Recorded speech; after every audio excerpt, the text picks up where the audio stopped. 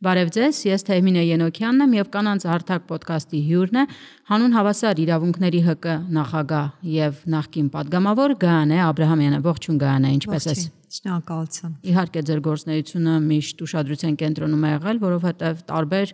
դերեր եք ունեցել՝ լրագրող, հասարակական կառույցի ղեկավար եւ հետո նաեւ падգամավորի մանդատ եք ստանձնել։ Կուզենայի հասկանալ ձեր կյանքի ուղին ինչպես է անցել մասնագիտական եւ ինչն էր դրդապատճառը, որ այս մի քանի տարբեր դերեր ունեցաք եւ հիմա եւս շարունակում եք ղեկավարել այս կառույցը։ Շնորհակալություն, նախ շատ ողջունում եմ ձեր հարթակը եւ շատ կարեւոր գործ եք անում։ Իմ այդպես աշխատանքային կարիերան շատ հետաքրքիր եւ էվոլյուցիոն զարգացում ունեցավ, քանի որ շատ քաղաքական գործիչների հնարավոր այդպես կենսագրությունները կամ հանրային կենսագրությունները, որ նայում ենք, շատ հաճախ է լինում լրագրությունից քաղաքականություն անցումը։ Եվ երբ ինքս արդեն որոշում էի կայացրել, ես այդ ժամանակ արդեն նաև հասկանում էի ինչն էր պատճառը եւ ինչը դրդեց ինձ, որովհետեւ երբ լրագրող ժամանակ, հատկապես երբ լուսաբանում ես մարդու իրավունքների խնդիրները, երբ լուսաբանում էի կոռուպցիոն խնդիրները, քաղաքականության մեջ հաշվետվողականության հարցերը, կոռուպցիան բանակում, սպանությունները բանակում, երեխաների, կանանց իրավունքները, կրթության խնդիրները, կրթության համակարգային խնդիրները եւ այլն, հասկանում եմ, որ ինչ-որ փուլում դրանք միայն բարձրաձայնելը բացարձակ բավարար չի։ Այսինքն անընդհատ մեջդ պայքարն է լրագրող ակտիվիստ, որովհետև միայն լրագրող լինել Հայաստանում շատ դժվար է, նախ հանրային այդպես պահանջ է ձևավորված, որ եթե դու խնդիրը բարձրաձայնում ես, դե փորձի նաև լուծել, բայց սա նաև հանրային պահանջի հարց չէր։ Ես ունեցել եմ իրավիճակներ, ինձ մոտ այդպես եղել են էտապներ, որ ուղղակի գիշերները չեմ կարողացել քնել, ասենք օրինակ, չգիտեմ, ինչ որ ընտանիքում խնդիր, ինչ որ երեխայի խնդիր, որի լուծման համար հազարավոր այդպես պետական կառույցների դռներ եմ ծեծել եւ այլն։ Ու երբ դու անում ես դա որպես լրագրող, շատ ավելի բարդ է, երբ որ մի տեսակ ստանձնում ես այդ ակտիվիստի դերակատարումը։ Եվ ինչ որ փուլում արդեն հասկացա, որ միայն բարձրաձայնելը լրագրողական դիրքից քիչ է, հարկավոր է ֆորմալիզացնել նաև ակտիվիզմը։ Եվ սա էր նաև պատճառը, որ 2016 թվականին ստեղծեցի, հիմնադրեցի հանուն հավասար իրավունքների կրթական կենտրոնը։ Դրանից առաջ արդեն 2013-ին որպես այդպիսին հանուն հավասար իրավունքները նախաձեռնություն էր եւ մենք գործընկերներով, որոնց հետ նաև հիմնադրեցինք հասարակական կազմակերպությունը, արդեն իսկ տարբեր հասարակական գործունեություն ծավալում էինք, բայց ֆորմալիզացրեցինք 2016-ին։ Սրան հաջորդեց արդեն մյուս էտապը, երբ միայն զուտ հասարակական կազմակերպությամբ, հասարակական գործունեությամբ խնդիրների լուծմանը, այո, ինչ որ տեղային լուծումներ կարողանում ես տալ, բայց դու հասկանում ես, որ բախվում ես քաղաքականությունների սխալներին։ Այսինքն, այո, ինչ որ տեղային լուծում տալիս ես, երեխայի խնդիրը լուծում ես, կնոջ խնդիրը լուծում ես, կամ դպրոցում խնդիրներ են առաջացել եւ այլն, դրանք լուծում ես, բայց շատ ավելի համակարգային քաղաքականության մշակման տեսանկյունից խնդիրները մնում են։ Եվ ինչ որ փուլում հասկացա, որ չէ, այստեղ նաեւ պիտի լինի լծակ, որպեսզի դու նաեւ որոշում կայացման լծակ ունենաս, կամ գոնե այդ որոշումների կայացման պրոցեսում ներկայացված լինես, որովհետև հատկապես երբ լրագրողական դաշտային աշխատանք իրականացնելու կամ հասարակական դաշտային աշխատանք իրականացնելու ընթացքում տեսնում ես խնդիրների բուն էությունը,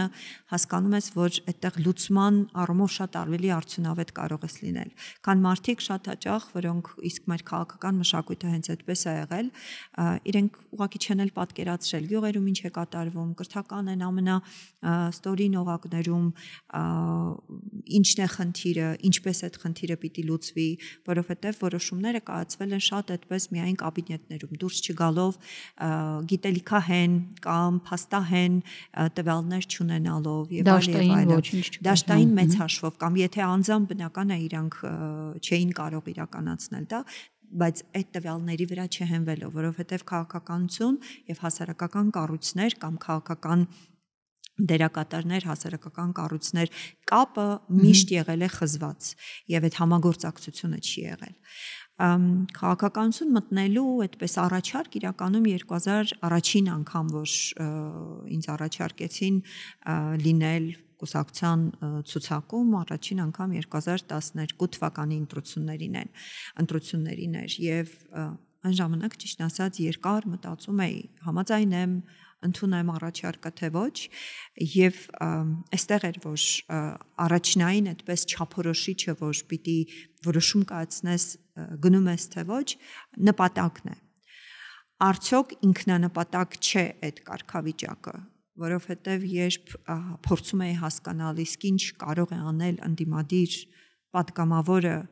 եւ չի կարող անել լրագրողը հասկանում էի, որ այդտեղ հարթակի խնդիրը բարձրաձայնելու հարթակի տարբերությունն է, որտեղ մեծ հաշվով ընդդիմադիրներն հատկապես նախկին քաղաքական համակարգում ընդդիմադիր պատգամավորներն էլ խնդիրը բարձրաձայնում էին, լուծելու տարբերակ չունեին։ Եվ ես հասկանում էի, որ սա ըստ էության զուտ կարգավիճակ է եւ ինքնանպատակ, լուծման չես գնալու։ Եվ սա էր այն հիմնական ելակետը, որ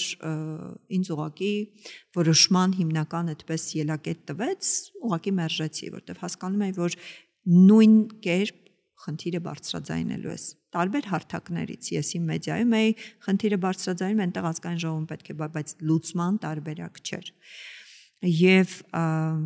նորից այս հարցին անդրադարձա արդեն 2018 թվականին, երբ եղավ արդեն հեղափոխությունը, երբ արդեն իսկապես հույս կար գոնե քաղաքական համակարգի փոփոխության, եւ երբ արդեն ինձ նորից առաջարկ արվեց լինել ցուցակում եւ ընտրվել ազգային ժողովի պատգամավոր։ Այս ժամանակ նորից այդ ելակետային հարցներ, արդյոք իսկապես փոխվելու է, հնարավորություն ունենալու եմ ինչ-որ բան որոշումների կայացման վրա ազդելու, ինչ-որ բան փոխելու, քաղաքականության մշակման նոր ազդելու։ Այո, դրանք այս բոլոր ելակետային հարցերին պատասխանս կարծես թե դրական էր, չնայած շատ դժվար որոշում էր իրականում, որովհետև շատ լավ հասկանում ես, որ այնիշ տարիների ընթացքում ձեռք ես բերել, նաև այդ վստահությունը, որովհետև որպես լրագրող որոշակի հանրային վստահություն ես վաստակում տարիների ընթացքում, հասկանում ես, որ ցանկացած դեպքում, ցանկացած իշխանություն, անգամ ամենալավ իշխանությունը ընտրվելու պահից իսկ վարկանիշի անկում է ունենում եւ նաև վստահության անկում է ունենում։ Չեմ ասում էլ հստակ գիտակցումը, որ հանրային որոշակի այդպես ատելության խոսքի, իսկ սա հատկապես սոցիալական մեդիաների արկայության պարագայում չափազանց շատ է եւ այլն, այսինքն բոլորը հաշվի առնելով, ընդ որում նաեւ հաշվի առնելով ֆինանսական տարբերությունը, որովհետեւ մինչեւ պատգամավոր դառնալը նախկինում ավելի շատ է վաստակում եւ այլն, այսինքն այս բոլորը ծանր ու թեթև անելով հասկացա, որ այնուամենայնիվ սա այն հնարավորությունն է, որ եթե ես չընդունեմ եւ եթե ես չանեմ, հետո գուցե իսկապես ինքս ինձ մեղադրելու է։ Եվ նաեւ ինքս ինձ մեղադրելու եմ այն տեսանկյունից, որ կամ այն առումով, երբ սկսեի արդեն մեղադրել, սա այսպես չէ կանում եւ այլ, բնականաբար ասելու էին գայրանեիր։ Քեզ տրվել էր այդ հնարավորությունը։ Սա էր նաև հիմնական որոշիչ այդպես պատճառը, որ ինձ իսկապես դրդեց ընդունել առաջարկը եւ ընտրվել։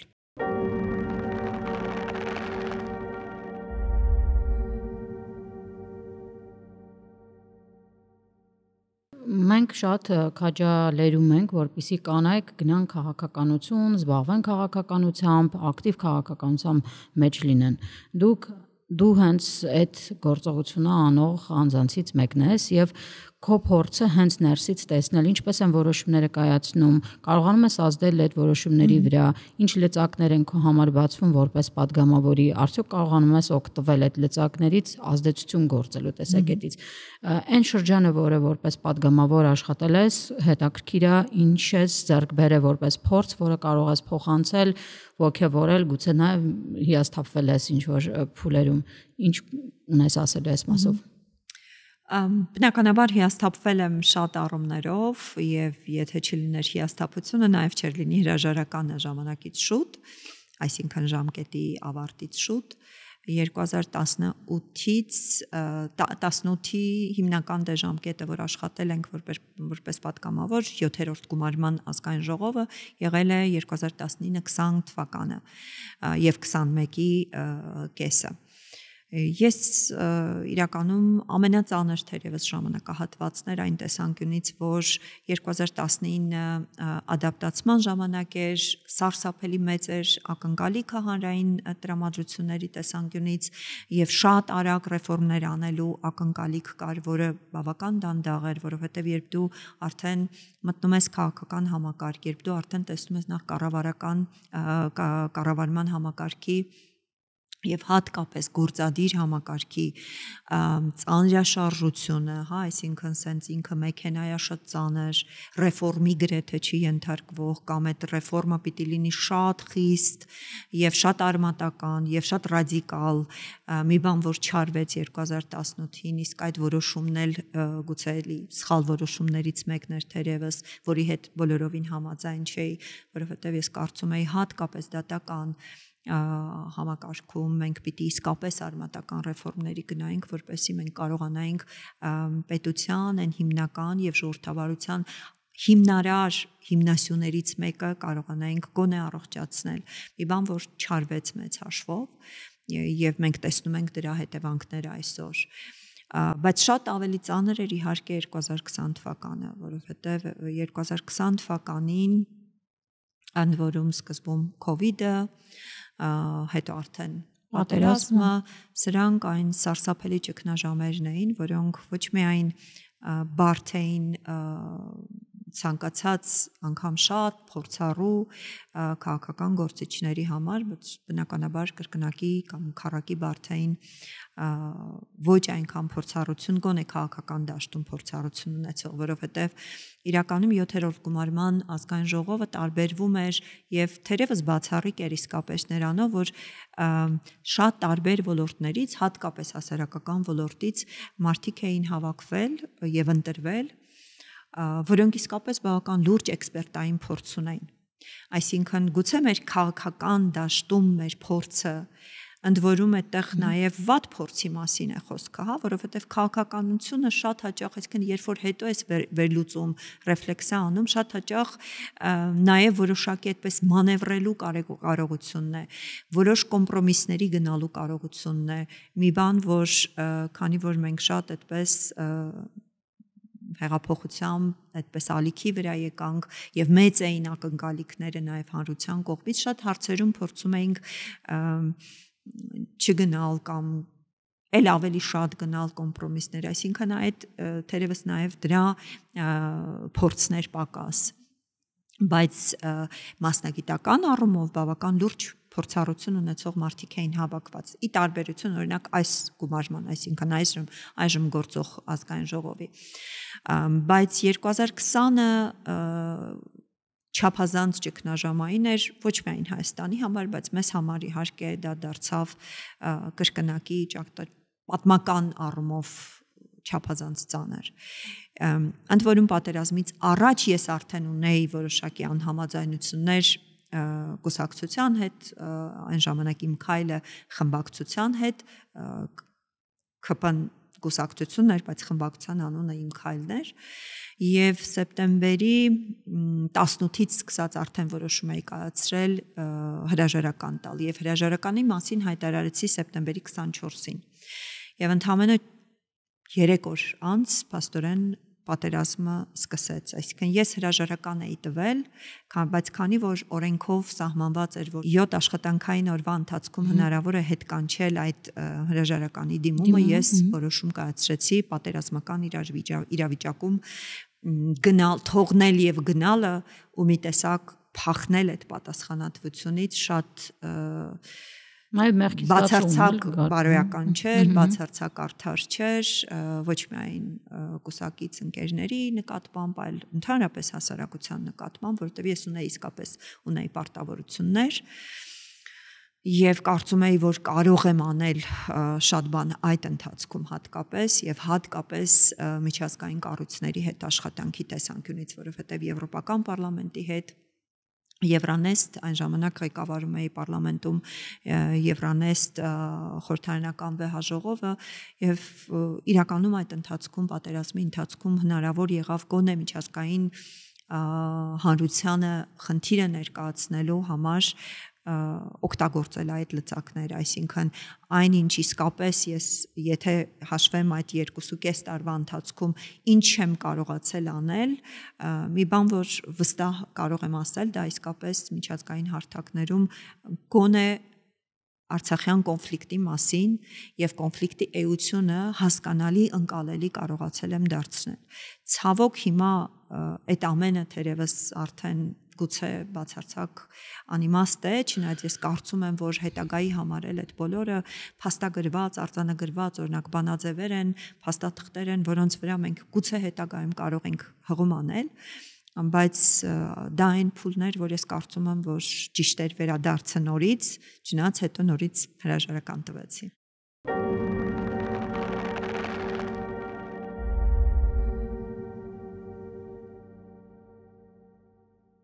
Գայանե միջազգային հարթակներում ներկայացնում ես Հայաստանի ու արցախցիների շահերը եւ փորձում ես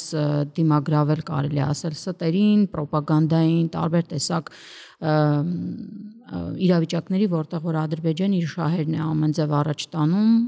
իսկ Հայաստանից շատ դեպքերում ունենք պետական մարմիններ, որոնք լոյալ են, երբեմն տեսնում ենք, որ չեն պատասխանում համարժեք, դու որպես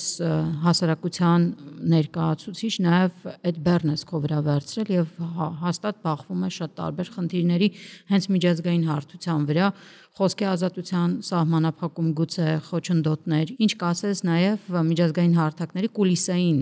դաշտի մասին, որը ոչ մեկ չի տեսնում, մեկ էլ տեսնում ենք, որ Գայանը ելույթ է ունենում եւ մի հատ շատ կարեւոր հարց բարձրացնում է այնտեղ։ Միջազգային հարթակները իրականում թերևս այդպես հակասական հաճախ հարթակներն են, որտեղ թվում է թե խնդիրները բարձրաձայնելը միայն հրապարակային դաշտում են, բայց այդտեղ նաև բանակցային process է լինում, հանրային դիվանագիտության մասին եմ խոսում, որովհետև ես 2020 թվականի նոյեմբերի 9-ի փաստաթղթից հետո արդեն նոյեմբերի 18-ին, եթե չեմ սխալվում, հրաժարական տվեցի, արդեն վերջնական հրաժարական Եվ այդ ժամանակ արդեն վերադարձա հասարակական կառույց, որը հիմնադրել էի դեռևս 2016-ին ու ի թիվս տարբեր խնդիրների, իսկ այդ ժամանակահատվածում մեր հիմնական խնդիրը արցախցիների աջակցությունն էր եւ հումանիտար եւ հետագայում նաեւ կրթական տարբեր հնարավորություններ իրենց համար ստեղծելով, որպեսզի կարողանան աշխատանք գտնել։ Բայց դրան զուգահեռ մեկ այլ ուղղություն եւս շարունակում է իրականացնել, դա հանրային դիվանագիտությունն էր։ Հիմա շատ ավելի կարևոր է հատկապես վերջին 1 տարվա ընթացքում հանրային դիվանագիտությունը չափազանց կարևոր դերակատարում ունի ընդհանրապես մեր դիվանագիտության ամբողջության մեջ, որովհետև շատ բաներ, որոնք պետական կառույցների ներկայացուցիչները, հատկապես արտաքին գործերի նախարարությունը, որ չի կարող ասել, ասվում է թերևս հանրային դիվանագիտությամբ։ Ինչու չի կարող ասել կամ ինչու է կաշկանդված ասելու, որովհետև հատկապես վերջին 1-2 տարիների ընթացքում ադրբեջանական քաղաքականության հիմնական մեղն է սադրելը։ Այսինքն իրենք ինչու եմ սա շեշտում հատկապես վերջին 2 տարիներին, որովհետև սահմանին կանգնած են եվրոպական դիտորդները եւ սադրանքներ հրահրելը սահմանին ռազմական որևէ գործողություն իրականացնելը Ադրբեջանի համար չափազանց բարդ է։ Ինչ են իրանք անում, այսինքն հիմնականում Ալիևը ինչ է անում եւ որն է իր հիմնական քաղաքականությունը, մարտավարությունը վերբալ առումով, հռետորաբանության առումով սադրել, որ այստեղից լինի նույնատիպ կամ թեկուզ մի փոքր ավելի նվազ պատասխան եւ որ ուղակի տապալի այն ամբողջ բանակցային գործընթացը, որը բանակցային գործընթացի տապալումը հանգեցնելու է ուղակի ռազմական հարձակման։ Եվ այս տեսանկյունից օրինակ նույն պետական կառույցների որոշակի այդպես զգուշավորությունը հաճախ որոշ բաներ կուլ տալը, հա, այսինքն որ ուղղակի պատասխան հաճախ չի հնչում։ Սա թերևս այն մարտավարությունը եւ միակ մանևրելու տարբերակը, որ հնարավորություն չտանք, այսինքն այդ Ալիևի ուզած կազուսբելին չստեղծվի։ Այս իրավիճակում շատ ավելի կարևորվում է հանրային դիվանագիտությունը, որովհետեւ այնինչ որպես հասարակական կառույցի ղեկավար կարող եմ ասել ես, որևէ այլ պաշտոնյա չի կարող ասել։ Այնինչ հաճախ օրինակ եւ այն համատեքստը, որ կարող եմ ներկայացնել ես, հատկապես տարածաշրջանում Ռուսաստանի դերակատարության, ընդհանրապես կոնֆլիկտում դերակատարության եւ նաեւ Ալիևի նույն ռազմավարության եւ մարտավարությունների նմանությունը օրինակ նույն Պուտինի հետ, սրանք բաներ են, որ բնականաբար պետական կառույցները չեն կարող անել։ Բայց հատկապես վերջին կրկին 1 տարիներին ինչու նաեւ շատ կարևորում եմ հանրային դիվանագիտությունը, որովհետեւ Ալիևի որը նոր չի իրականում նախկին էր եւ նախկինում շատ բայց շարունակական, բայց հիմա վերջին 1 տարում շատ ավելի ահագնացած մարտավարությունը Արևմտյան Ադրբեջան կոչվող զավթողական, որը ուղղակիորեն Հայաստանի տարածքային ամբողջականությունը խաթարող խոսույթն է, որի դեմ պետական կառույցները իրենց մասով են աշխատում, բայց հանրային դիվանագիտությունը սրա դեմ իրականում շատ ավելի ակտիվ պետք է աշխատի։ Եվ բարդությունը կուլիսներում շատ տհաճ են հաճախ, նաև հիասթափեցնող է, որովհետև երբ դու դիտարկում ես օրինակ եվրոպական կառույց, եվրոպական այդպես արժեքներ, մարդու իրավունքներ, չէ, բայց երբ հաճախ բանակցությունների ընթացքում, երբ դու գնում ես խնդիրներ ես ներկայացնում եւ տեսնում ես, որ ասում են դե ախր մենք էլ նավթից ենք կախված, այս Ռուսաստանում հասկանում ես, որ միևնույնն է, մարդու իրավունքները հաճախ ուղղակի թերագնահատում են կամ գերադասում են բնականաբար իրենց տնտեսական շահերը, կապերը Ադրբեջանի հետ եւ այլ եւ այլը։ Եվ այստեղ դու հասկանում ես, որ այնուամենայնիվ որն է քո ամենակարևոր ռեսուրսը, որպես պետություն իրենց հետաքրքիր դառնալն է, որպես պետություն քո ժողովրդավարությունն է, որ որոշակիորեն գոնե մրցակցային ինչ-որ բանի մեջ կարող է դնել, գոնե տարածաշրջանում դու իրենց համար որոշակի հենարան կարող ես դիտարկվել։ Եթե դու չունես ռեսուրս, եթե դու չունես այլ հետաքրքրելու համար ինչ-որ այլ տնտեսական գրավիչ ինչ-որ բան, չնայած մենք ունենք այդ ռեսուրսը, որը մեր մարդն է իր բոլոր գիտելիքներով, կարողություններով,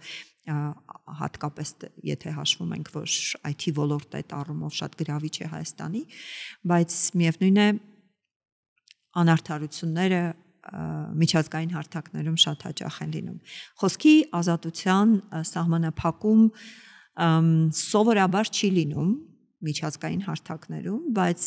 հաճախ լինում է ռեսուրսի սահմանափակում, հա, այսինքն եթե օրինակ մեր հասարակական կազմակերպությունը հիմա իդեպ նաև պիտի սկսենք այդ դրամահավաքը հաջորդ ԵԱՀԿ-ին նիստին մասնակցելու համար, մենք դա անում ենք մեր ուժերով, փորձում ենք ինչ-որ ֆինանսական միջոցներ գտնել։ Դրա տարբերությունը ադրբեջանական այսպես կոչված հասարակական կազմակերպությունների ուղղակի ահռելի է, իրենք գումարի խնդիր չունեն, իրենք կարող են ահռելի ռեսուրսներ դնել եւ տարվա մեջ 10 անգամ գնալ Բրյուսել, 10 անգամ հանդիպել այնտեղ պատգամավորների հետ, մի բան, որ մենք կարող ենք մեզ թույլ տալ ընդամենը 1-2 անգամ։ Այս անարդարությունը եւս բավական, այսպես ասած, օբյեկտիվ տեսանկյունից սահմանափակում է մեր հնարավորությունները, բայց մյուս կողմից նաեւ պետության հետ նման հարաբերություններ, այսինքն որ պետությունը ֆինանսավորում, ինչպես Ադրբեջանն է ֆինանսավորում, սա հասարակական կազմակերպության համար էլ ինչ որտեղ բավական անընդունելի եւ տհաճ հետևանքներ կարող է ունենալ։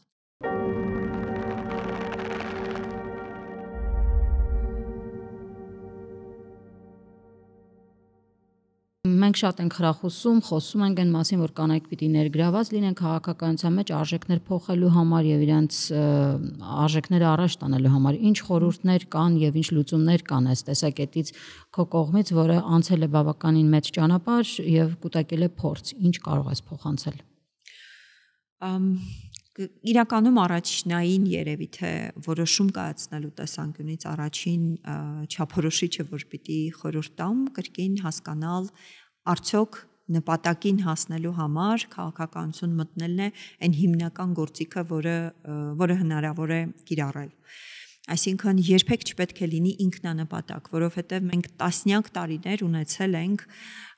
կանանց ներգրավվածության խիստ ինքնանպատակ քաղաքական մշակույթ, եւ սա է նաեւ հետևանք եղել, որ կանանց նկատմամբ վստահությունը ոչ մի կերպ չի բարձրացել։ Մենք ինքներս իրականացնում ենք բազմաթիվ ծրագրեր կանանց կարողությունների զարգացման, կանանց հզորացման, զորեղացման, որպեսզի պատրաստենք քաղաքական դաշտ մտնելուն, բայց ամեն անգամ ես նաև իմ ուսանողներին եւ բոլոր նրանց դասընթացներ եմ, համար դասընթացներ եմ վարել, միշտ այդ խորհուրդն եմ տվել, ինքներդ ձեր մեջ որոշեք, արդյոք իսկապես սա հենց այն գործիքն է, որը հնարավոր է կիրառել եւ այլ գործիք չկա, որ կարողանամ ես իմ նպատակին եւ այդ նպատակը իրագործելուն հասնեմ։ Սա շատ կարեւոր է, որովհետեւ երբ դառնում է կարգավիճակը զուտ ինքնանպատակ, դա առաջին հարվածն է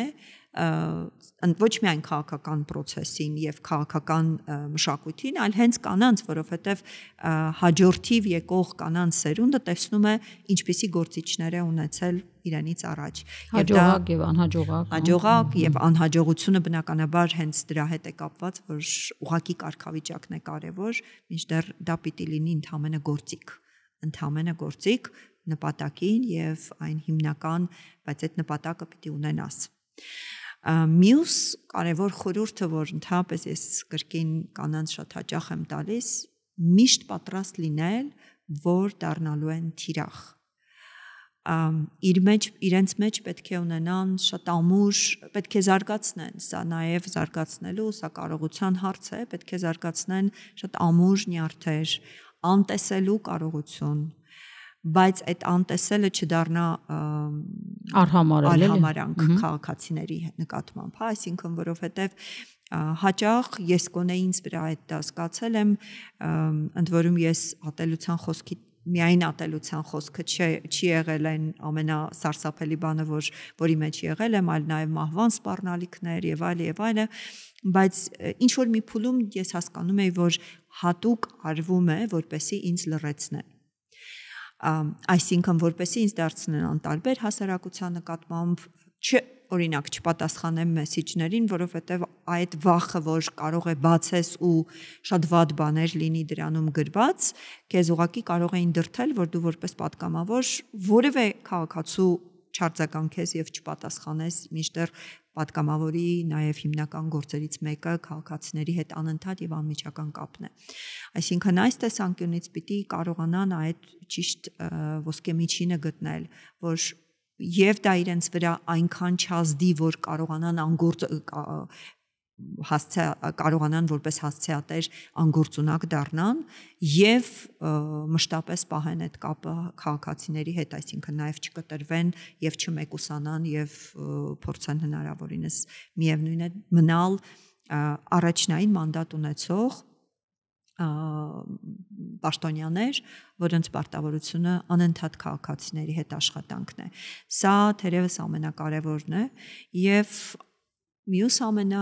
կամ գուցե հիմնարար կարևորությունը գիտելիք, կրթություն, որովհետև շատ հաճախ եմ հիմա տեսնում, որ